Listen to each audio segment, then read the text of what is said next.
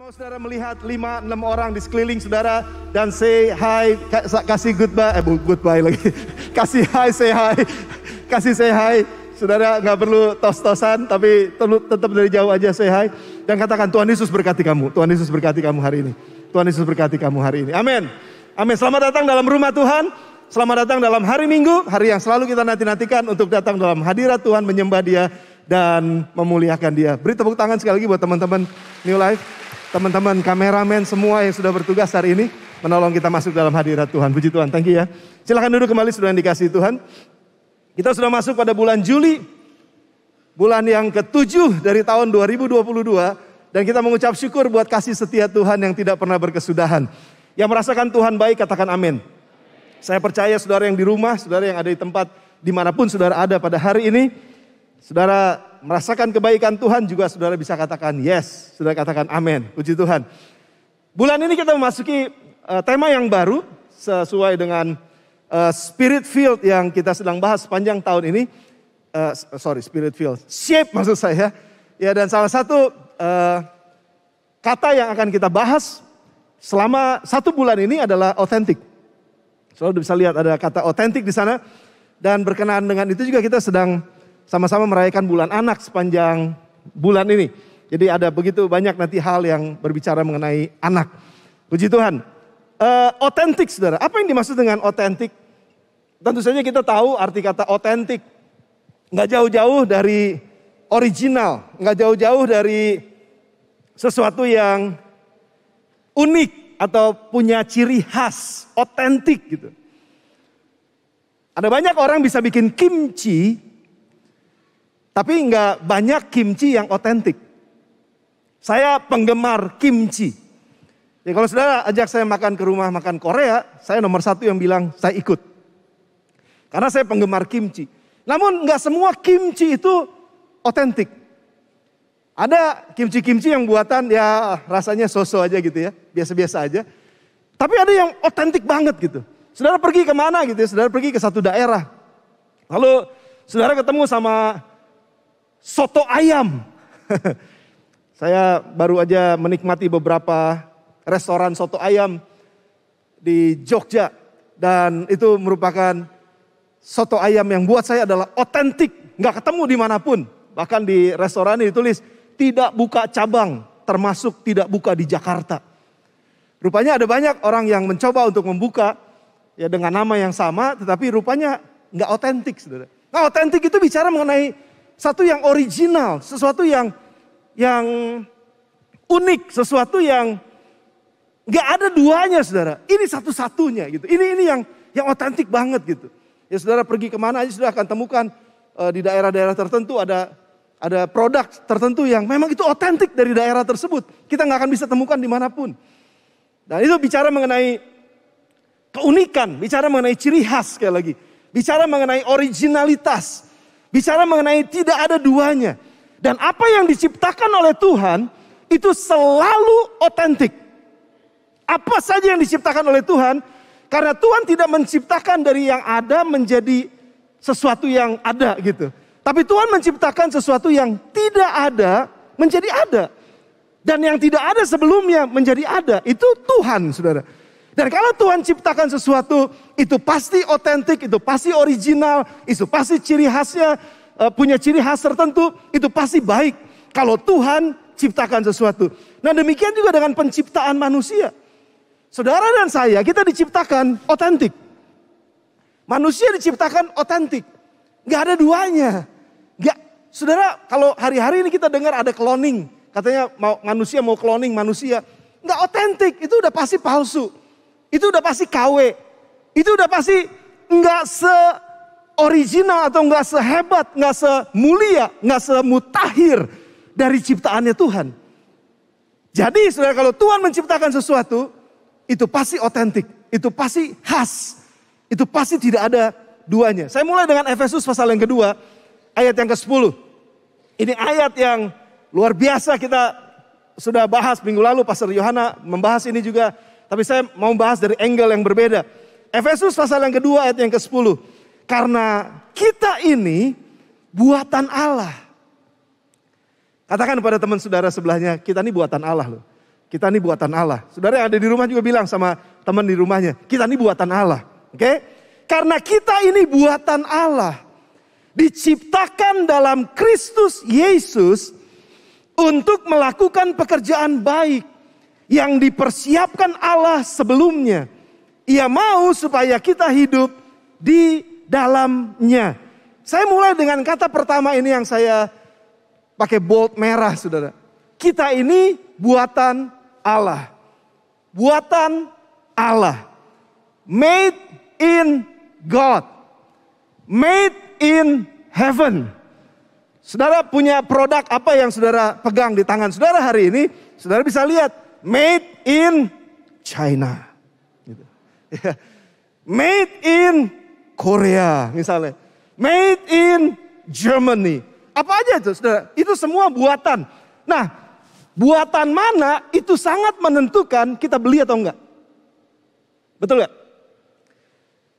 Kalau saudara milih mobil buatan Cibaduyut. Saudara pasti akan mikir, mobil buatan Cibaduyut kayaknya belum pernah dengar ini mobil kayak gini. Saudara mau beli apa enggak? Tapi jelas kalau made in Japan. Wah gitu. Wah ini mobil Jepang nih. Made in Europe misalnya. Buatan dari Eropa misalnya. Mobil Eropa. Wah ini bagus. Dan kita tahu ini buatan siapa. Dan kita tahu kualitasnya. Jadi kalau kita ngerti ini saudara. Kita ngerti siapa kita.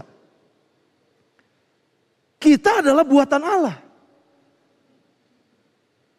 Jadi kalau buatan Tuhan gak mungkin ada yang gagal. Buatan Tuhan gak mungkin ada yang reject. Kalau ada orang mengatakan kepada saudara hari ini, engkau di reject. Bukan berarti Tuhan sedang reject saudara. Manusia bisa mereject sesamanya. Tetapi Tuhan tidak akan pernah mereject seorang pun. Kalau ada di antara saudara saat ini yang sedang merasakan bahwa saya tertolak dalam hidup ini. Hai, saya mau kasih tahu buat saudara. Tuhan Yesus gak pernah tolak saudara. Tuhan Yesus selalu membuka tangannya buat kita. We are made in heaven. Kita ini buatan sorga, saudara. Kita ini buatannya Allah. Dan itu pasti sempurna. Itu pasti bagus. Itu pasti baik. Itu pasti mulia. Itu pasti berkualitas. Karena punya tujuan untuk melaksanakan perintah besarnya Tuhan. Penuhi bumi dan taklukkanlah itu. Anin pernah berkhotbah beberapa minggu yang lalu. Untuk menaklukkan bumi itu gak mudah. Dibutuhkan kualifikasi manusia yang punya standar luar biasa untuk memenuhi bumi dan untuk menaklukkannya. Nggak gampang saudara. Tetapi Tuhan menciptakan manusia untuk melakukan amanat agung ini. Cuma memang jadi masalahnya dosa itu merusak kualitas hidup manusia. Dosa menghancurkan hal-hal baik. Dosa merusak hal-hal mulia. Dosa merusak kualitas yang Tuhan sudah jadikan di dalam kehidupan manusia. Dosa merusak hubungan suami istri. Dosa merusak hubungan teman sekerja. Dosa merusak hubungan sesama anggota life group. Dosa merusak dan menghancurkan masa depan seseorang. Dosa merusak mental dan percaya diri seseorang. Dosa menghancurkan hasil usaha yang sudah dibangun bertahun-tahun. Tapi karena dosa setitik rusak susu sebelanga. Itu betul saudara. Padahal manusia diciptakan itu sempurna sebetulnya. Manusia diciptakan itu mulia. Penuh dengan kemuliaan Tuhan. Penuh dengan semua yang baik dari Tuhan. Saudara mungkin juga akan berkata, Pastor tapi kalau saya buatan sorga, kenapa hidup saya rusak? Pastor kalau manusia adalah buatan sorga, kenapa ada banyak orang yang hidupnya berantakan tuh? Ada banyak orang yang hidupnya gak karu-karuan. Sekali lagi, karena dosa. Bukan karena Tuhan yang salah. Bukan karena Tuhan yang membentuknya salah. Tapi karena yang dibentuknya memilih untuk berdosa. Dan itu yang menjadi masalah terbesar. Roma 3 ayat yang ke-23 katakan. Karena semua orang telah berbuat dosa dan telah kehilangan kemuliaan Allah. Semua orang telah berbuat dosa dan telah kehilangan kemuliaan Allah. Saudara kalau dikatakan kehilangan, berarti dulunya pernah ada. Betul Oh saya kehilangan handphone. Oh berarti punya handphone. Jangan bilang ke kantor polisi, saya kehilangan handphone. Handphonenya apa? Gak tahu, belum punya sih. Tapi saya kehilangan. Gitu. Enggak, itu kan omong kosong. Kita kehilangan karena kita pernah punya. Amin saudara. Saudara dan saya punya kemuliaan Allah. Tapi kita kehilangan kemuliaan karena dosa. Itu kebenaran saudara. Dan ini yang harus kita ngerti betul. Pada awalnya Tuhan menciptakan kita mulia. Dengan semua kemuliaannya. Sekali karena dosa. Maka jadi hancur dan berantakan kehidupan. Namun saya nggak mau bahas mengenai dosanya. Karena dosa kita tahu apa itu dosa. Tapi saya mau bahas. Dari awalnya kehancuran itu tidak langsung terjadi. Pembunuhan tidak langsung terjadi. Tusuk menusuk satu dengan yang lain tidak langsung terjadi. Pengkhianatan dalam pernikahan tidak langsung terjadi. Semua ada awalnya. Dan awal manusia kehilangan kemuliaan Allah diawali dengan 3 hal ini. Dan 3 hal ini yang jadi kunci masuk kepada dosa dan menghancurkan kehidupan manusia. 3 hal aja saudara. Mari kita lihat sama-sama. Akibat manusia kehilangan kemuliaan Allah yang pertama. Manusia menutupi dirinya. They're covering themselves. Mereka menutupi kemaluannya. Itu yang pertama saudara. Baca bersama dengan saya Kejadian pasal yang ketiga. Kejadian pasal yang ketiga ayat yang ke-7. Ketika perempuan mendengar ular itu berkata, boleh kamu makan buah ini, yang lain gak boleh, yang ini boleh kamu makan. Dia putar balikan, perempuan itu mendengar dan dia melihat ini menarik hatinya, lalu dia memetiknya, lalu dia memberikannya kepada suami dan mereka makan berdua. Dan ketika mereka melanggar firman Tuhan, ketika mereka melanggar aturan dari Tuhan, dosa mulai masuk dalam kehidupan mereka, maka ayat yang ke-7, terbukalah mata mereka berdua dan mereka tahu bahwa mereka telanjang. Lalu mereka menyemat daun pohon ara dan membuat cawat.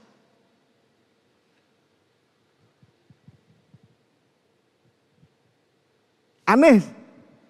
Yang tadinya telanjang nggak apa-apa, begitu dosa, telanjang jadi masalah. Loh iya kan saudara?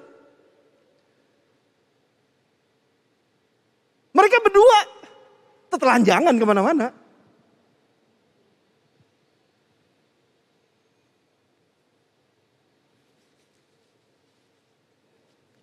Rasa malu karena dosa, takut karena dosa, itu membuat manusia menutup diri. Nggak jujur lagi dengan hidupnya. Ngelihat kelemahannya, jelas banget dia melihat kelemahannya, dia berusaha untuk tutupi. Mereka membuat cawat.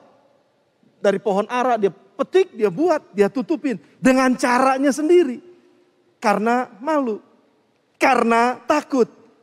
Ada berapa banyak di antara kita pada hari ini sedang menutup diri terhadap sesuatu. Gak berani keluar, gak berani terang-terangan. Karena saya sedang menyembunyikan sesuatu. Karena saya sedang menutupi sesuatu dalam hidup saya. Saya tahu ada kesalahan saya, tapi saya gak berani untuk mengakuinya. Saya tutup-tutupi dengan berbagai macam pohon ara atau daun dari daun-daunan apapun itu yang dibuat untuk menutupi kemaluannya. Dan mereka mulai menutupi kelemahannya, menutupi kekurangannya, menutupi kemaluannya, menutupi kekalahannya. Dan itu menjadi hal yang wajar buat manusia. Wajar dong. Kalau ada jerawat ditutupin, ya gak apa-apa juga sih. Wajar dong. Kalau ada sesuatu di dalam muka saya ini, terus saya langsung rombak gitu. Wajar dong. Saya tutup-tutupin. Wajar dong kalau saya tutupin kelemahan di dalam tubuh saya ini dengan segala sesuatu. Wajar, wajar memang. Karena itu kecenderungan manusia menutupi segala sesuatu. Gak berani terbuka. Akhirnya manusia mulai berbohong. Saudara hati-hati dengan ini. Ini langkah-langkah kehancuran dimulai dari menutup diri. Kebohongan yang satu melahirkan kebohongan yang kedua. Suami mulai bohong sama istrinya, untuk menutupi kebohongannya, dia mulai buat kebohongan yang berikutnya. Untuk hanya menutupi, supaya nggak ketahuan. Pagi ini kalau Roh Kudus bicara kepada saudara yang sedang berbohong, saya mau katakan ini, bertobat cepetan saudara. Karena saudara akan ditutupi oleh begitu banyak kebohongan, sampai pada akhir satu titik nanti, saudara nggak akan percaya kepada diri saudara sendiri, karena saudara katakan, aku sedang berbohong. Bahkan diriku sedang aku bohongi. Saudara bersama dengan saya? Wah, mulai tegang nih. Apa yang sedang saudara tutupi? Apa yang sedang kita tutupi? Bayangkan hidup di dalam kebohongan, lepas kebohongan, setiap hari, setiap minggu, setiap bulan, setiap tahun, kebohongan, lepas kebohongan, capek saudara. Dan itu kerasa banget. Pada saat dia kerja, pada saat dia usaha, pada saat dia kuliah, pada saat dia berkeluarga. Capek banget nutupin segala sesuatu yang penuh dengan kebohongan. Dan ketika kebohongan terungkap, kebohongannya ketahuan. Wah, dia mulai melakukan pembelaan diri. Pembelaannya sengit banget. Dia pakai segala macam cara untuk menutupi sekali lagi kebohongannya. Untuk menutupi kelemahannya. Dia bisa pukul orang, dia bisa bunuh orang, dia bisa fitnah orang, dia bisa jelekin orang lain. Hanya supaya kebohongannya gak kelihatan. Hanya supaya kemarahannya gak kelihatan. Dia tutupi dengan segala sesuatu dan bahkan dia bisa mempersalahkan orang lain. Dan itu ujungnya. Kehidupan seperti ini akan sangat melelahkan, saudara. Tertekan banget orang yang terus menerus menutupi diri dan berbohong. Dan hal kedua yang bisa terjadi ketika manusia berdosa sebelum kehancuran datang. Hal kedua selain menutupi diri, mereka akan bersembunyi. Kita buka ayatnya, ayat yang ke-8 saudara. Kejadian pasal 3 ayat yang ke-8, ayat selanjutnya. Ketika mereka mendengar bunyi langkah Tuhan Allah yang berjalan-jalan dalam taman itu pada waktu hari sejuk. Bersembunyilah manusia dan istrinya itu terhadap Tuhan Allah di antara pohon-pohonan dalam taman. Aneh kan saudara? Nggak ada hujan, nggak ada badai, nggak ada panas, nggak ada apa. Lagi santai-santai. Lagi udara sejuk. Kan nggak ada masalah kan sebetulnya. Orang lagi enak-enakan, kenapa tiba-tiba bersembunyi? Kenapa mesti sembunyi? Karena rasa takut dan malu yang terus-menerus menggerogoti akibat dosa. Sering ada perasaan gak nyaman tiba-tiba. Berapa banyak di antara saudara kalau bangun pagi ya. Saya pernah ngerasain itu soalnya. Bangun pagi ngerasa begini. Gua gak berharga. Bangun pagi bilang gini. Semua orang ninggalin gua. Bangun pagi ngerasa gak ada yang suka sama gua. Bangun pagi-pagi nih sebelum mulai sesuatu ngerasa kayaknya hari ini kalah nih. Berapa banyak di antara kita pernah ngalamin itu? Gak usah angkat tangan. Tapi saya yakin banyak di antara kita yang pernah ngalamin ini. Merasa ditinggalkan, merasa gak diperhatikan. Ada rasa takut dan malu membuat orang bersembunyi, menyendiri, gak mau bersosialisasi, menjauhkan diri dari orang lain. Gak mau ke tempat yang rame-rame. Padahal dia orangnya sebetulnya ceria banget. Tapi hari itu kenapa ya? Saya gak mau ketemu siapapun. Saya sepertinya takut ketemu orang. Saya sepertinya gak mau ketahuan sama orang. Saya harus bersembunyi. Saudara, berapa banyak orang yang sedang berlari dan bersembunyi hari-hari ini? Karena dosa. Karena kesalahan. Karena sesuatu yang dia tutupi. Yang dia gak mau orang lain tahu. Bahkan dia tutupi dirinya dari Tuhan. Kemanakah aku dapat pergi menjauhi roh-Mu ya Tuhan? Karena Tuhan ada di mana aja. Saudara, engkau gak bisa lari dan bersembunyi karena Tuhan ada di sana. Ada banyak orang bersembunyi dengan karirnya, bersembunyi di balik kekayaannya, bersembunyi di balik kesuksesannya, Bersembunyi di balik semua pelayanan, nama besar. Jangan salah mengerti saya. Pelayanan bisa menjadi tempat persembunyian. Hati-hati loh saudara. Melayani Tuhan, tanda kutip, bisa kelihatan semua. Di depan orang banyak melayani, dia pelayan Tuhan. Dan lain sebagainya. Sebetulnya pelayanan adalah tempat pelariannya. Untuk bersembunyi dari kesalahannya. Termasuk agama. Ada banyak orang bersembunyi di balik agama. Karena mereka sedang takut sebetulnya menghadapi kenyataan. Bahwa saya sedang bersalah.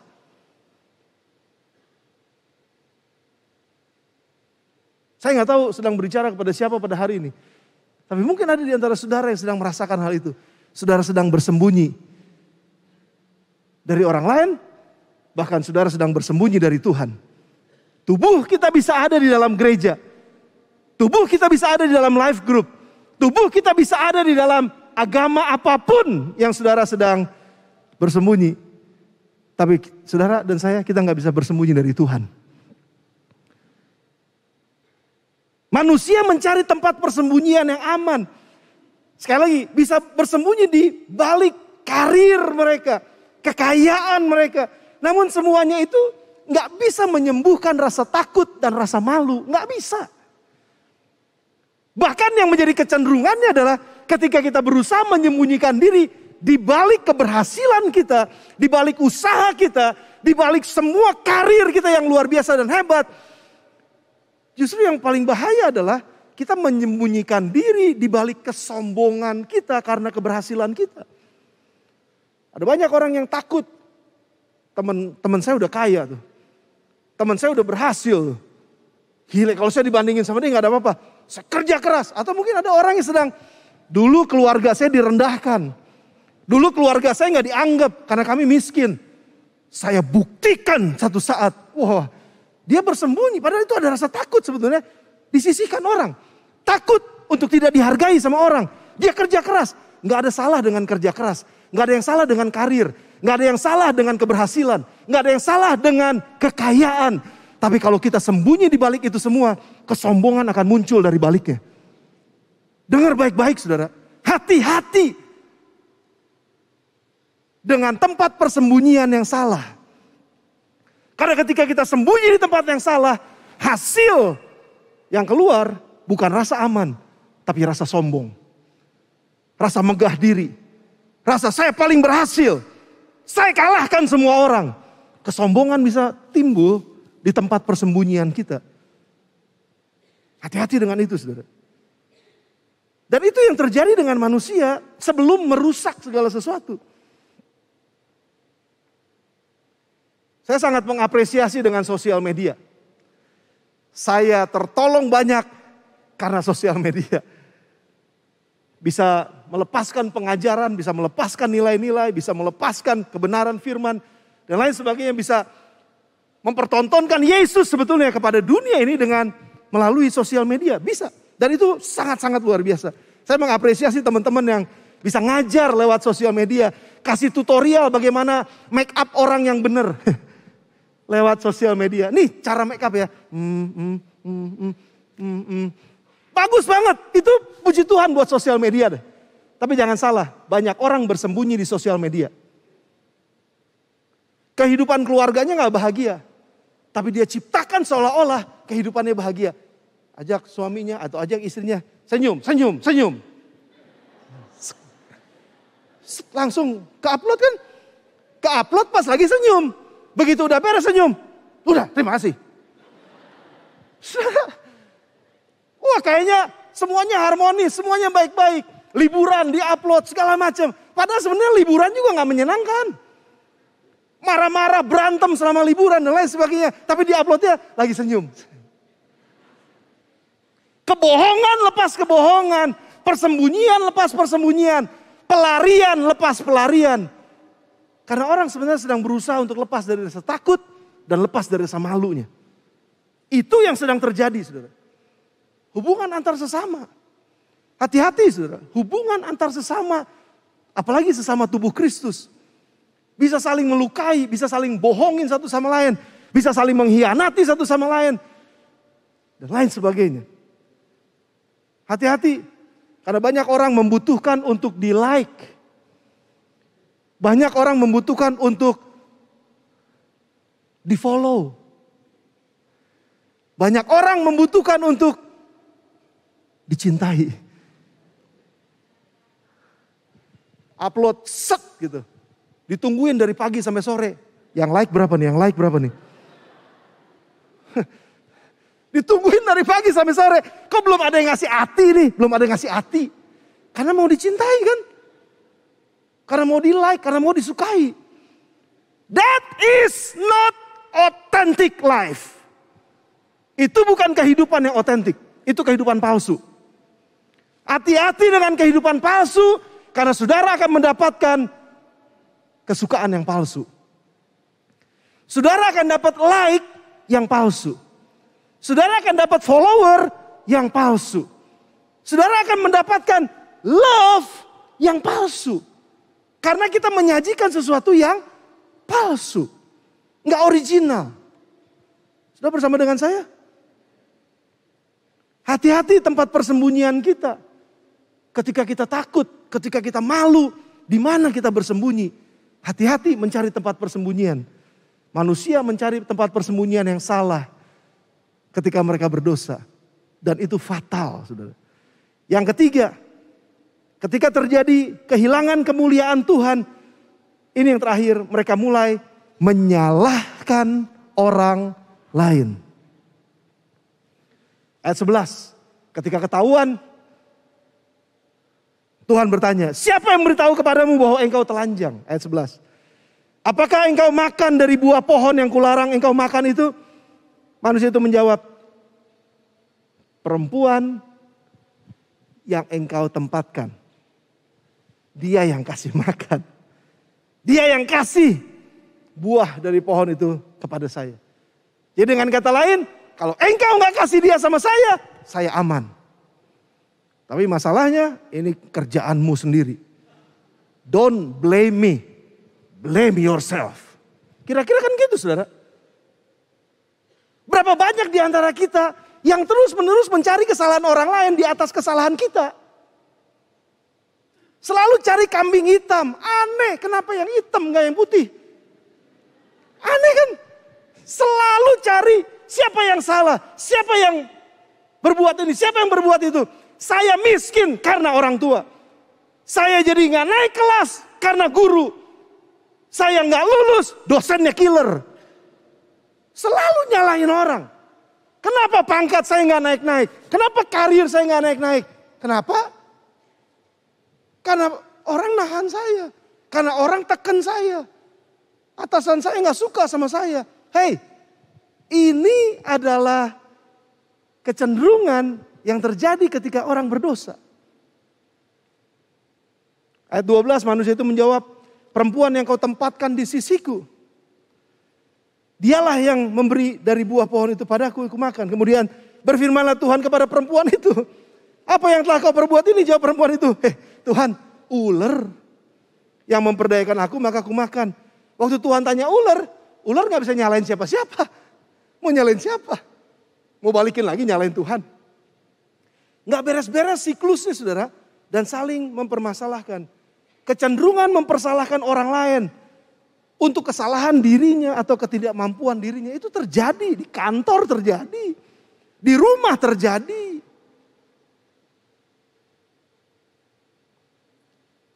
Selalu ada alasan untuk menyalahkan orang lain. Yakobus katakan, kenapa terjadi kerusuhan? Kenapa terjadi kekacauan dan keributan di antara manusia? Karena apa yang dia inginkan tidak dia dapatkan. Lalu dia mulai mempersalahkan orang lain. Berapa banyak pernikahan rusak hanya karena suami mempersalahkan istri, istri mempersalahkan suami. Berapa banyak hubungan keluarga nggak harmonis karena anak mempersalahkan orang tua mempersalahkan anak. Berapa banyak masyarakat saling mempersalahkan satu dengan yang lain. Bensin naik salah, bensin turun salah. Jadi maunya apa? Pergi untuk perdamaian dunia salah, nggak pergi juga salah. Jadi maunya apa? Segala sesuatu dipersalahkan. Hanya karena keinginan pribadi. Dan itu karena dosa. Saudara. Dan hal ini menutup diri, bersembunyi, menyalahkan orang lain. Menciptakan satu tindakan yang disebut dengan hipokrisi. Hipokrisi. Kemunafikan. Dan itu sebenarnya kita tahu semua. Asal katanya sebenarnya dari kata hipokrit. Bahasa Yunani yang artinya memakai topeng. Dan saudara bisa lihat ada begitu banyak topeng. Yang bisa seseorang gunakan. Kalau di rumah saya pakai topeng ini. Di rumah saya pakai topeng ini. Di kantor saya pakai topeng ini. Di masyarakat saya pakai topeng ini. Di gereja saya pakai topeng ini. Berbagai macam topeng bisa dipakai. Tapi saudara, saya mau kasih tahu saudara. Tempat yang paling jujur dalam dunia ini adalah di rumah.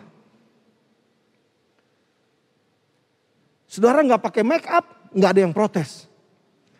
Dan saudara juga nggak perlu memake up diri saudara di rumah sedemikian rupa. Karena semua orang udah tahu, nggak pakai make up modelnya kayak begini. Kalau pakai make up itu bohong. Kelihatan kok matanya kecil, tapi pakai tempel-tempel sini jadi blok lebih gede lagi matanya. Udah tahu bangun tidurnya begitu modelnya. Paling jujur itu di rumah. Kalau saudara ingin tahu bagaimana kehidupan saya, tanya istri saya. Oh, istri saya nggak ada di sini. Dia ada di rumah. Kalau saudara mau tahu kehidupan saya, tanya anak-anak di rumah. Kalau saudara cuma lihat hidup saya di atas panggung ini, saudara bisa saya bohongin. Karena saya bisa pakai topeng. Itu menutup diri, bersembunyi, dan mempersalahkan orang lain. Itu kemunafikan. Munafik. Dan Yesus gak suka sekali dengan kemunafikan. Karena ini merusak hidup seseorang. Hati-hati dengan kemunafikan. Hati-hati dengan berkata seolah-olah saya ini paling benar gitu. Seolah-olah saya ini begini dan begitu dan lain sebagainya. Saudara hati-hati dengan ini. Saudara tapi jangan berkecil hati ya ketika saudara sedang mengajar seorang, saudara sedang memuridkan seorang. Saudara harus berani berkata yang salah, salah. Itu bukan berarti saudara sedang menutupi saudara sendiri punya kesalahan sebetulnya. Betul. Jangan ditipu ketika saudara sedang memuridkan seseorang. Saudara sedang mengajar anak-anak saudara.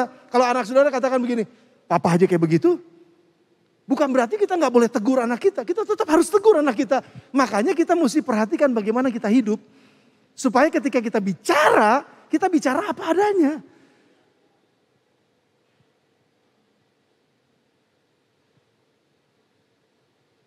Gimana caranya saudara? Untuk keluar dari kehidupan yang penuh dengan kemunafikan. Kehidupan yang penuh dengan persembunyian. Kehidupan yang penuh dengan penutupan diri. Kehidupan yang penuh dengan mempersalahkan orang lain. Gimana caranya supaya saya bisa keluar dari sini? Cuma ada satu aja saudara. Untuk kita bisa kembali kepada kehidupan yang otentik. Satu aja katanya. Yang namanya pengakuan. Saya harus mengaku. Saya harus jujur. Kalau saya salah, saya bilang saya salah. Kalau saya bilang, saya belajar dari kamu, saya harus bilang, saya belajar dari kamu memang saya salah. Terima kasih kamu udah kasih contoh buat saya. Ngomong aja apa adanya, jujur aja. Terima kesalahan. Terima bahwa kita ini memang lagi hidup gak benar. Terima itu saudara, itu pengakuan. Ada satu perkataan bilang pengakuan adalah awal dari sebuah pemulihan. Itu betul. Suami yang gak mau ngaku sama istrinya gak akan terjadi pemulihan. Istri yang gak mau ngaku kepada suaminya gak akan terjadi pemulihan. Demikian kehidupan sudah. Gak akan terjadi pemulihan. Belajar dari kisah anak yang hilang. Setelah kehidupannya hancur. Dan sudah ia berusaha untuk survive sedemikian rupa. Gak ada cara lain. Selain dia mulai berpikir. Saya harus kembali kepada Bapa. Dan apa yang dia katakan ketika dia kembali kepada Bapa. Lukas pasal ke-15 ayat ke-18. Aku akan bangkit dan pergi kepada Bapakku. Dan berkata kepadanya. Bapa, aku telah berdosa. Ngaku. Itu kunci dari sebuah pemulihan selanjutnya. Hidup diubahkan dan menjadi seperti Kristus. Kembali kepada otentisitas kita. Aku telah berdosa terhadap sorga dan terhadap Bapa. Aku tidak layak lagi disebut anak Bapa. Jadikan aku sebagai salah seorang upahan Bapa. Sudah perhatikan, ada proses ketika kita mengakui kesalahan dan dosa kita, kelemahan kita di hadapan Tuhan, dan di hadapan orang-orang yang di sekeliling kita, kita akui kita salah. Dan kita pasti diperhadapkan dengan rasa satu, malu untuk mengakuinya. Dua, takut untuk mengakuinya. Tiga, sombong untuk mengakuinya. Itu aja. Dan kalau kita nggak bisa mengalahkan rasa takut kita untuk mengakui, kita nggak bisa mengalahkan rasa sombong kita untuk merendahkan diri dan mengakui bahwa saya salah. Saya nggak bisa melewati masa malu saya untuk mengakui bahwa saya salah. Saya terbuka, saya salah, please correct me. I'm wrong, saya salah. Please, ajar saya. Saya nggak mau terus-menerus salah seperti ini. Saya ingin mengalami perubahan hidup dalam kehidupan saya. Nggak mau bertahun-tahun jatuh di tempat yang sama. Please correct me. Membutuhkan kebesaran hati untuk mengakui. Kenapa banyak orang hidupnya nggak berubah? Padahal udah pelayanan. Padahal udah ke gereja, udah luar biasa. Itu kartu anggotanya udah lebih dari 50 anggota gereja. Dia bisa pindah-pindah kemana aja. Tapi kenapa hidupnya nggak berubah? Satu aja. Dia nggak mau ngaku. Ketika anak yang hilang ini kembali dan bilang, Bapak, aku bersalah. Aku berdosa. Itu butuh kebesaran hati untuk merendahkan diri. Kebesaran hati untuk katakan, Tuhan, saya malu sebenarnya bilang ini. Saya malu mengakui ini. Saya takut mengakuinya Tuhan, karena ketahuan betul jeleknya saya. Tapi saya mau diubahkan oleh Tuhan. Saya mau ajak saudara pada pagi hari ini. Kalau kita nggak mau mengakui kesalahan kita, dosa kita, kita akan terus berputar-putar dalam perjalanan padang gurun kehidupan. Kita nggak akan pernah sampai di tanah perjanjian kita. Udah deket masuk tanah perjanjian, diputar lagi ke belakang. Jauh lagi dari tanah perjanjian. Kenapa? Karena dia nggak berani untuk mengakuinya. Saya mau bilang ini buat saudara. Stop running and start living. Berhenti berlari, menyembunyikan diri. Berhenti berlari untuk menutupi semua kesalahan saudara. Berhenti untuk berlari dan mempersalahkan orang lain. Stop running and start living. Mulai dengan kehidupan yang baru. Makanya kenapa di dalam ayat yang jelas sekali 1 Yohanes 1 ayat yang ke-9 bilang begini saudara. Jika kita mengaku dosa kita kepada Tuhan, maka Dia Tuhan adalah setia dan adil. Sehingga Ia akan mengampuni segala dosa kita dan menyucikan kita dari segala kejahatan. Akui dosa di hadapan Tuhan, itu yang pertama. Dan hal ini mungkin mudah buat kita. Gampang, karena gak ada orang dengar, gak ada orang tahu. Kita di kamar sendirian, Tuhan ampunin saya salah, ampunin saya salah. Itu masih lebih mudah karena gak ada orang yang lihat. Tapi hal yang kedua, pengakuan di hadapan sesama. Ini yang gak mudah. Ayat selanjutnya, kalau kita bisa lihat di dalam Yakobus pasal yang kelima ayat yang ke-16. Karena itu hendaklah kamu saling mengaku dosamu dan saling mendoakan supaya kamu sembuh. Doa orang yang benar bila dengan yakin didoakan sangat besar kuasanya. Saling ngaku dosa. Saya mau bilang gini saudara. Saudara gak perlu ngaku dosa di depan mimbar ini. Kemarin saya nyolong. Terus bangga lagi. Nyolongnya 2 triliun. Saya nyolong. Kasih karunia Tuhan menolong dan menyelamatkan saya. Saudara gak perlu ngaku di depan orang banyak yang gak kenal saudara juga. Tapi saudara perlu ngaku di depan istri saudara. Saudara perlu ngaku di depan suami saudara. Saudara perlu ngaku di depan anak-anak saudara kalau saudara salah. Saudara ngaku di depan anggota life group saudara. Orang-orang tertentu yang dekat dengan saudara, yang bisa cover saudara. Di situ terjadi kesembuhan. Di situ akan terjadi kelepasan. Kalau saudara lagi nyimpen sesuatu nih yang menyembunyikan sesuatu yang saudara gak bisa lepas. Akuin sama Tuhan, itu nomor 1. Nah kalau saudara sudah selesai dengan Tuhan, datang sama orang-orang yang saudara percaya. Yang bisa menumpangkan tangan atas saudara. Yang bisa menuangkan minyak di atas saudara. Itu lambang aja buat kesembuhan saudara. Akui. Di mana kita ngaku, saling ngaku, di situ ada kesembuhan. Kalau engkau mau lepas dari semua kehidupan yang membebani engkau. Karena menyembunyikan sesuatu, ngaku. Saudara gak perlu ngaku di depan pemerintah. Saudara gak perlu ngaku di depan pendeta juga, gak perlu. Tapi saudara, kalau saudara percaya, Ada orang-orang tertentu yang saudara percaya banget dia bisa pegang apa yang menjadi pergumulan saya. Dan dia bisa cover saya, dia bisa tolong saya. Datang, yang pertama sama Tuhan, yang kedua dengan komunitas saudara. Di mana life group saudara? Jadikan life group tempat yang aman untuk saling mengaku dosa. Bukan menjadi tempat mengaku dosa dan saling menceritakan dosa kepada yang lain. Jangan jadi life group yang ember. Menceritakan kesalahan orang kepada orang lain. Menceritakan kesalahan anggota life groupnya kepada anggota life group yang lain. Dalam nama Yesus, kita bukan komunitas seperti itu. Terima orang. Saling menyembuhkan satu sama lain. Itulah kehidupan yang otentik. Kehidupan yang apa adanya. Kehidupan yang terbuka. Saya salah ya saya salah. Saya ngaku ya saya ngaku. Saya lemah di bidang ini, memang saya lemah di bidang ini. Tuhan tolong saya, teman-teman tolongin, ingetin saya. Kita butuh komunitas untuk menjaga kita.